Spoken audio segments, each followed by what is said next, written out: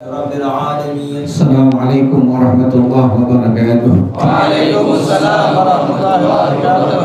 Qala Rasulullah sallallahu alaihi wasallam thumma ila arwah abihi wa ikhwanihi min al-anbiya wal mursalin was-sahabati ajma'in wattabi'ina lahum bi ihsan ila yaumiddin thumma ila arwah abaina ummahatina wa ajdadina wa jaddatina wa masyayikhina wa muallimina fid din wa li jami'il muslimina wal muslimat wal mu'minina والمؤمنات وشيخنا ورب أرواحنا أنا حبيب علي بن على حبيب عبد الرحمن السداد وشيخنا ورب أرواحنا اهدنا يا الدين بك بخير وللشيخ وصوله وفرائه أن الله يتغشاهم بالرحمة والمغفرة أن الله يغفر لهم ويرحمهم ويعيد درجاتهم بذنه ويعيد علينا من بركاتهم وأسرارهم وأموالهم وعلومهم ونفحاتهم وكراماتهم وإمدادهم في الدين والدنيا والآخرة.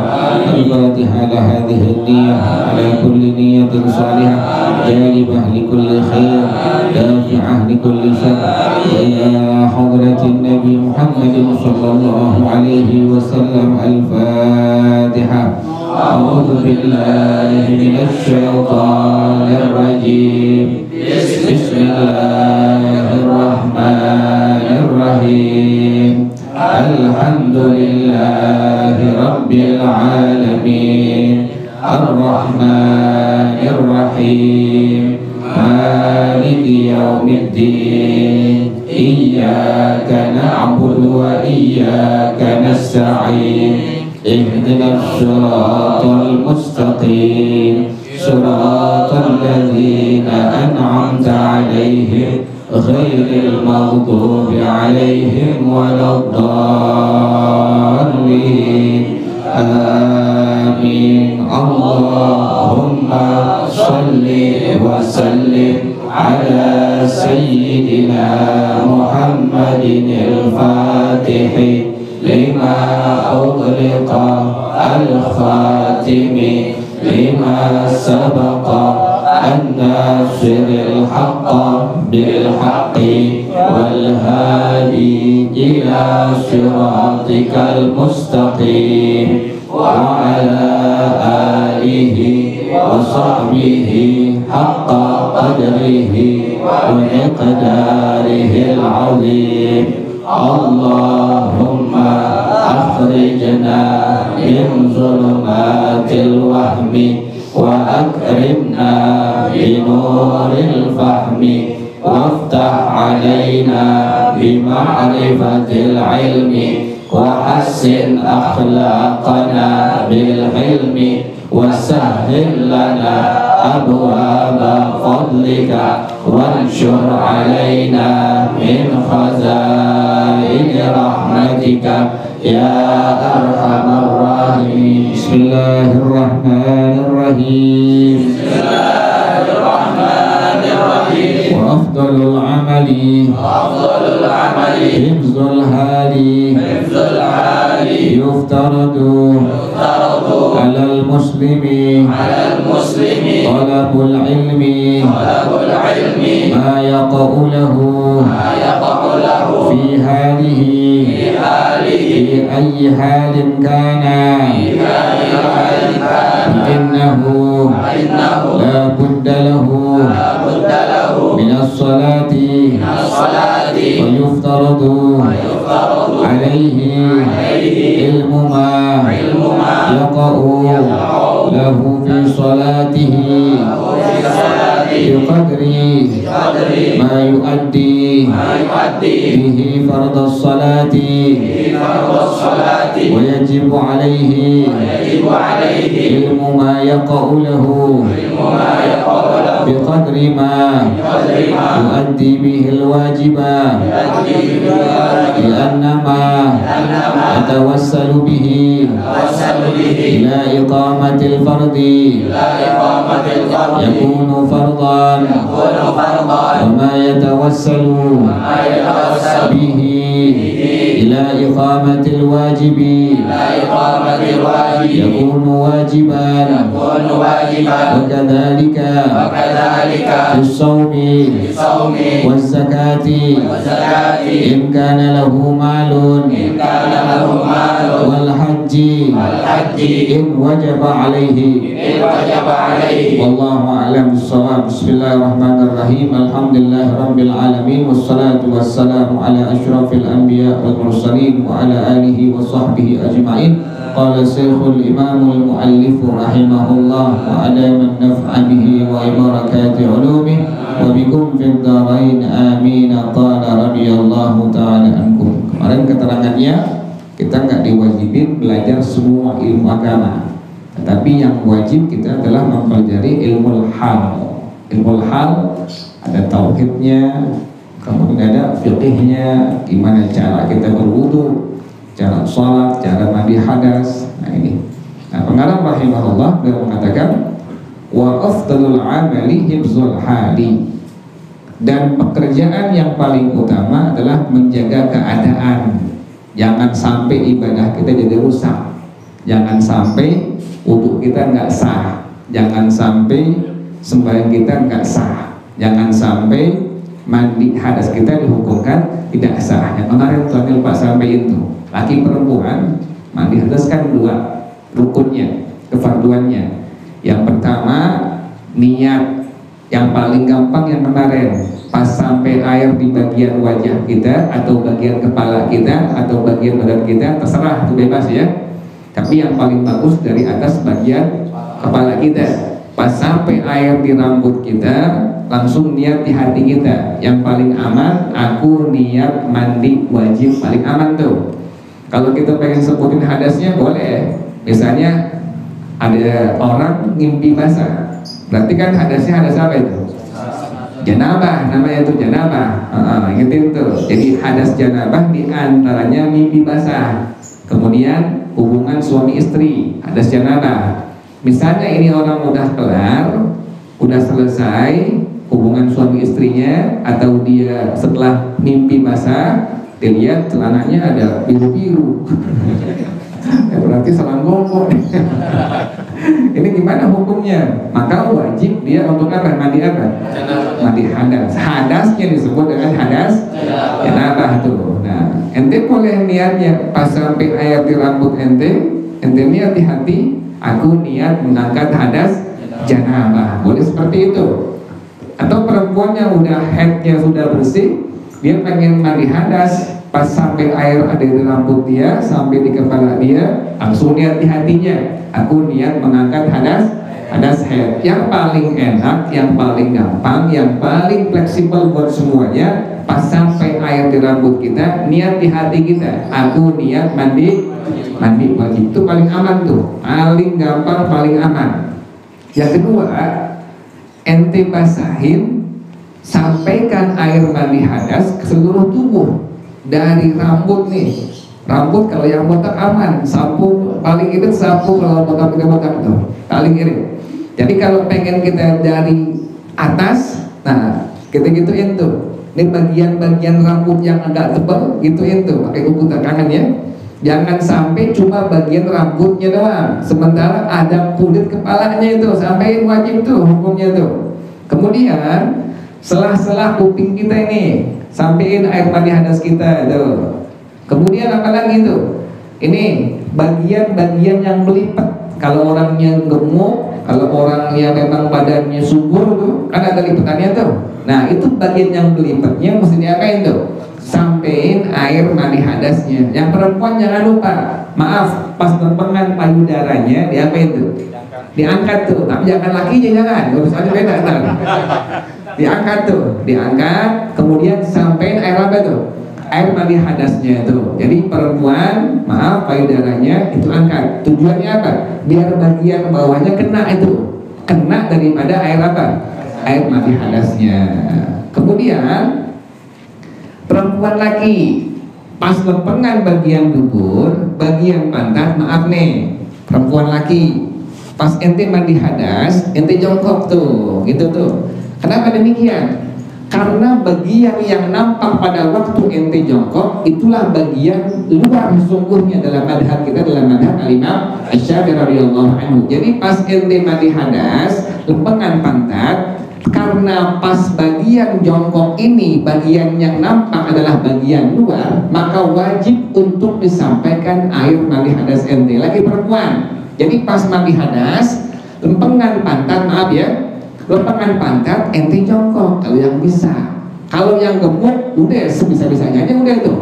Kan kalau yang gemuk kadang-kadang begini jatuh orang oh usap begini, pengen sampai pada nggak bisa. Kalau yang kurus bisa insya Allah ya. Gitu-gitu tuh. Kemudian jangan lupa nih ambil air yang suci mensucikan, gituin tuh, gituin tuh, sampein air apanya tuh, air mandi hadasnya tuh. Kalau ente nggak begini, maka itu bagian yang nampaknya nggak kelihatan, susah. Kalau begini lebih apa? Lebih gampang.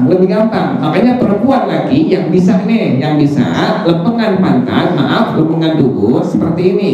Bagian yang nampak itu adalah bagian luar sesungguhnya. Makanya wajib untuk disampaikan apa? Air mandi hadasnya. Jangan lupa ya, lagi perempuan sama kayak begitu.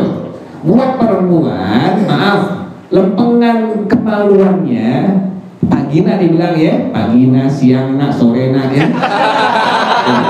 Jadi lempengan kemaluannya perempuan tuh, maaf ya, ke bagian kemaluan depannya perempuan juga harus jongkok. Jadi kerjaannya perempuan jongkok buat 2 kali kerjaan. Yang pertama buat kemaluan depannya, yang kedua buat apa? Kemaluan belakangnya, duburnya tuh. Kalau laki-laki jongkok cuma buat apa ini?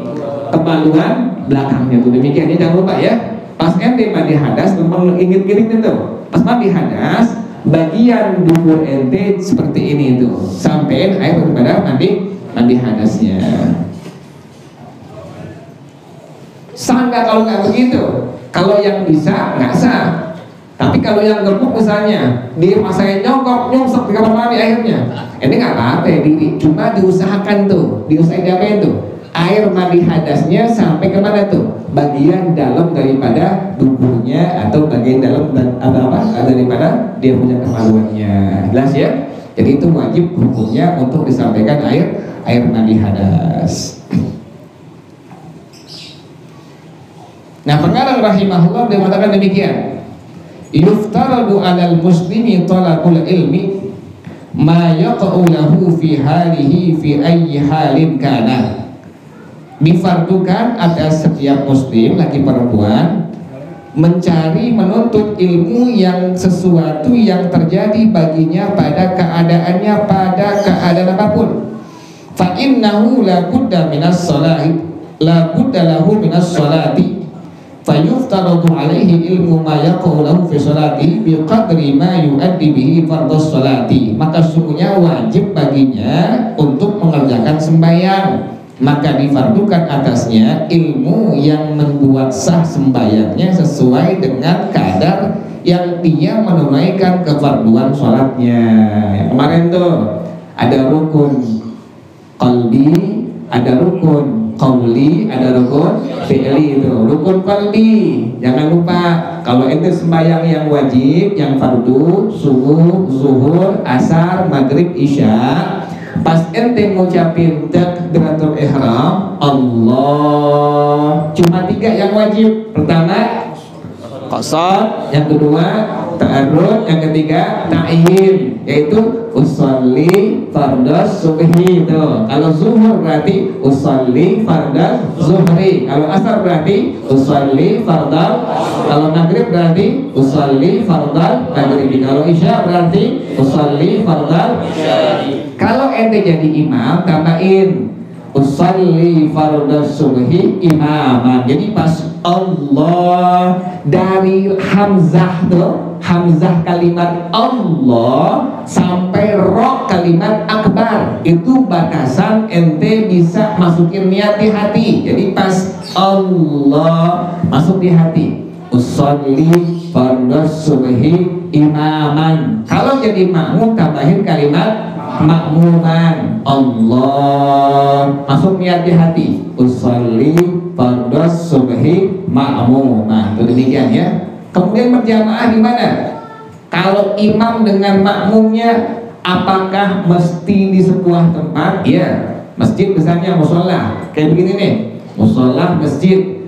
Di bagian bawah boleh, imam dengan makmum dua-duanya di bawah silahkan, atau dua-duanya di atas lantai 2 silahkan, atau si imam dengan makmum lagi marahan gara-gara nggak kasih rokok sebatang, dia pisah, si makmum di atas, kata temannya itu dari mana? Di atas pokoknya pengen, dari bawah jadi imam. Itu gimana hukumnya tuh? Imamnya di bawah, makmum dari mana tuh? Di atas. Gimana hukumnya? Sah. Tapi dengan syarat tangga masjidnya, tangga musolahnya ada di tanah wakaf masjid atau musolah. Begitu ya. Jadi hukumnya sah. Sendiri imam di atas, makmum di bawah, atau sebaliknya, imam sendiri di bawah, makmumnya sendiri di atas. Ini gimana hukumnya? Sah nggak sembahyang makmum yang di atas atau yang di bawah? Sah dihukumkan, tapi dengan syarat tangganya itu harus ada di mana tuh? Tanah wakaf masjid atau musola. Kalau tidak, maka dihukumkan makmum yang di atas atau yang di bawah dihukumkan sholatnya tidak sah secara berjamaah. Jelas ya? Nah, jadi kalau di sini misalnya tanah di sini musola, didirikannya tangga, tanahnya bukan tanah apa? Tanah wakaf musola. Ini gimana hukum status orang yang sedang di atas? Dihukumkan tidak sah. Kenapa kok kagak sah? Dalam madhab kita, dalam madhab Imam Syafi'i radhiyallahu anhu, tangganya itu mesti ada di mana tuh? Tanah wakaf masjid atau musola. Karena misalnya di sini bukan ada di tanah wakaf musola, maka otomatis orang yang di atas jamaahnya dukung apa? Tidak sah tuh. Jadi solusi bagaimana? Solusinya mesti bikin tangga itu di tanah apa? Tanah wakaf musola atau tanah masjid. Jelas ya? Jadi tadi niatnya usolli fardhos subhi imaman atau makmuman. Kalau zuhur usolli fardhos zuhri imaman atau makmuman. Kalau asar berarti usolli fardhos zuhri imaman atau dan seterusnya. Nah, itu yang dibilang kalau kita ngerjain sembahyang maka difardukan kita untuk mengetahui, cari ilmu yang bikin sah sembahyang kita. Tadi ada rukun qalbi, kemudian ada rukun qauli yang kemarin Fatihah tuh. Jadi takbir yang pertama itu Allah, yang dibilang takbiratul ihram, itu hukumnya apa itu? Rukun tuh Allahu Akbar. Yang kedua baca Fatihah biar benar makhrajnya, biar benar panjang pendeknya. Kemudian yang ketiga baca apa lagi? Tasyahud akhir tuh at-tahiyyatul mubarakatus, bukan at-tahiyyatu tapi at-tahiyyatul mubarakatus salawatut thayyibatu lillah. Bismillah. Bismillahirrahmanirrahim. At-tahiyyatul mubarakatus salawatut thayyibatu lillah. Assalamu alayka ayyuhan nabiyyu wa rahmatullahi wa barakatuh. Assalamu alayna wa ala ibadillahi shalihin. Ashhadu an la ilaha illallah wa ashhadu anna muhammadar rasulullah. Tuh, itu yang dibilang tasyahud apa? Akhir. Kita sering bilang tahiyat akhir tuh. Nah, kemudian rukun yang berikutnya selawat. Minimal kita bilang Allahumma sholli ala sayyidina Muhammad tuh. Kalau kalimat wa ala ali sayyidina Muhammad hukumnya sunnah, yang wajibnya hanya sampai Allahumma sholli ala sayyidina Muhammad. Ente tambahin wa ala ali sayyidina Muhammad, itu hukumnya apa tuh? Sunnah. Kemudian yang terakhir ngucapin apa? Salam. Yang wajib salam yang pertama. Jangan lupa ngucapinnya harus benar, bukan assalamualaikum, tapi Assalamualaikum warahmatullah. Tuh maksimal tuh sampai kalimat warahmatullah. Minimal ente baca sampai assalamualaikum. Nengoknya hukumnya sunnah tuh. Assalamualaikum warahmatullah. Assalamualaikum. Jadi pas kun depan warahmatullah. Jadi nengok kanan kiri hukumnya tadi apa? Sunnah. Yang rukun yang wajib ngucapin apa tadi? Salamnya tuh assalamualaikum warahmatullah. Ingetin tuh assalamualaikum warahmatullah. Assalamualaikum warahmatullah. Yang kemarin tuh dada ente nggak boleh apa? Bergerak nih. Yang bergerak hanya apa tuh? Kepala doang. Assalamualaikum warahmatullah. Kalau bergerak sudah berpaling daripada arah apa? Kiblat. Dihukumkan sembahyang ente apa? Batal, nggak sah tuh. Makanya yang kesunahannya hanya menggerakkan kepala doang. Assalamualaikum warahmatullah. Assalamualaikum warahmatullah.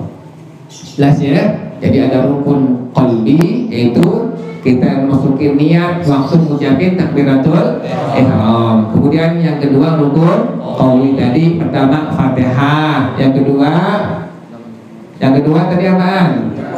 Baca tahiyat atau tasyahud akhir. Yang ketiga baca selawat di tasyahud.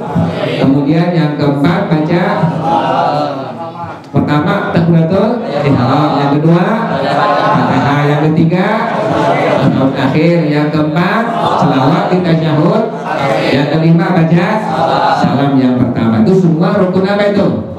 Rukun qauli. Ada rukun fi'li yang berupa gerakan-gerakan, perbuatan-perbuatan tuh. Ada berdiri, kemudian apa lagi? Ada ruku. Kesunahannya ada tuh masing-masing tuh. Yang penting berdirinya tuh, berdirinya. Kesunahannya ada. Ini kan berdiri nih. Dari awal udah sunnah nih. Ini berdiri hukumnya apa tadi? Rukun, wajib tuh. Yang sunnah pertama, pandangan mata ente ke arah apa itu? Tempat sujud dari awal tuh. Sebelum ente ngucapin apa? Takbiratul ihram. Jadi mata ente udah kemana? Tempat sujud tuh, begitu tuh. Kemudian kaki ente kanan dengan kiri itu sunnah, bukan wajib ya.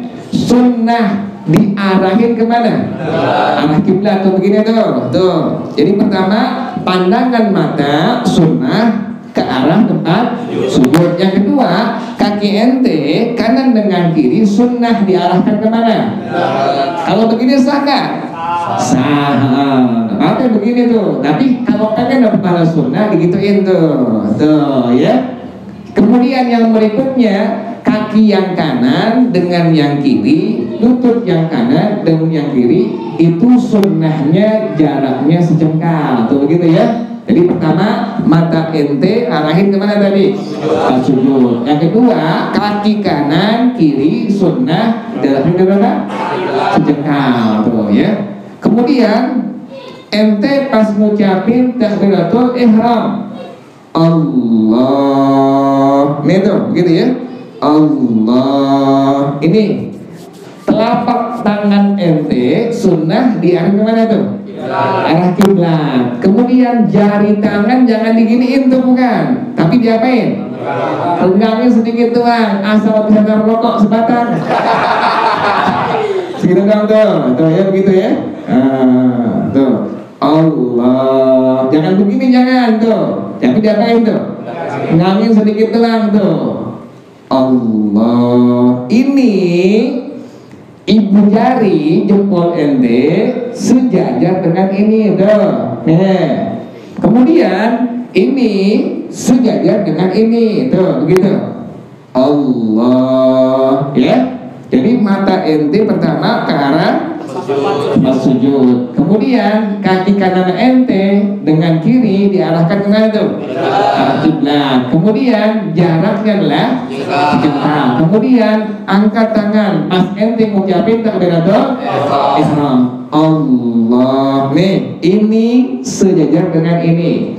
Kemudian ini dengan ini itu Allah, ya gituin ya.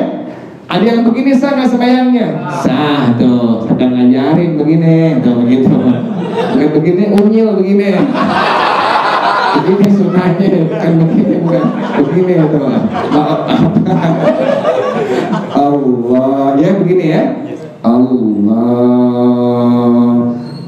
Akbar. Nih tangan tuh, tangan. Madhab kita, madhab Imam Syafi'i di atas apa ini? Pusar di bawah apa lagi? Ada tuh, giniin tuh. Kalau pengen miring sedikit doang, tuh. Bukan begini, bukan. Ini lapar gimana? Dari subuh. Ya. Sunnah sedikit doang tuh, dikit doang tuh. Miring ke kiri sedikit doang tuh, gitu. Tuh, ini sunnah. Madhab kita ada seperti ini. Tapi kalau yang begini, ini lapar. Baru makan nonton dua dari pagi. Jadi begini ya. Allahu Akbar. Ya begini ya. Nah, ke kiri dikit doang boleh tuh, jangan kebanyakan. Jadi Allahu Akbar. Ini jelas ya? Jelas ya? Ini sunnah hukumnya tuh. Waktu ente apa? Berdiri. Ingetin tuh, kesunahan berdiri. Jangan lupa tadi, arah mata ente kemana tadi? Sujud. Yang kedua, kaki ente kanan dengan kiri arahkan kemana? Arah kiblat. Yang ketiga, jaraknya berapa? Jengkal tuh. Kemudian yang keempat, tangan waktu ngucapin takbiratul ihram diangkat. Ini sejajar dengan ini dengan ini tuh, gitu ya. Allahu Akbar. Taruhnya seperti ini.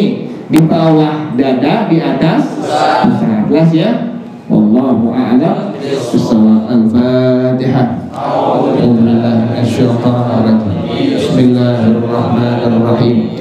Alhamdulillahi rabbil alamin. Ar-Rahmanir-Rahim. Maliki yaumiddin. Iyyaka na'budu wa iyyaka nasta'in. Ihdinas siratal mustaqim. Siratal ladzina an'amta 'alaihim ghairil maghdubi 'alaihim waladdallin. Amin. Allahumma inni istawda'tuka ma qara'tu wa ma sami'tu fardudhu ilayya inda hajati ilayhi. Wa sallallahu ala sayyidina Muhammadin wa ala alihi wa sahbihi wa sallam. Walhamdulillahi rabbil alamin. Subhanaka Allahumma wa bihamdika asyhadu an la ilaha illa anta astaghfiruka wa atubu ilaik. Alhamdulillah ala ni'amillah. Alhamdulillah ala barakatillah. Alhamdulillah hamdan yuwafi ni'amahu wa yukafi'u mazidah. Walhamdulillahi rabbil alamin. Ya Rasulullah,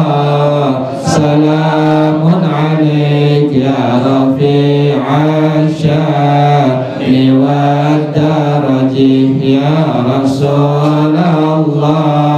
salamun alaik ya rafi'a sya'ni wa darajih. Ya Rasulullah, salamun alaik ya rafi'a sya'ni wa darajih. Allahumma salli wa sallim wa barik alaihi wa alihi. Assalamualaikum warahmatullahi wabarakatuh.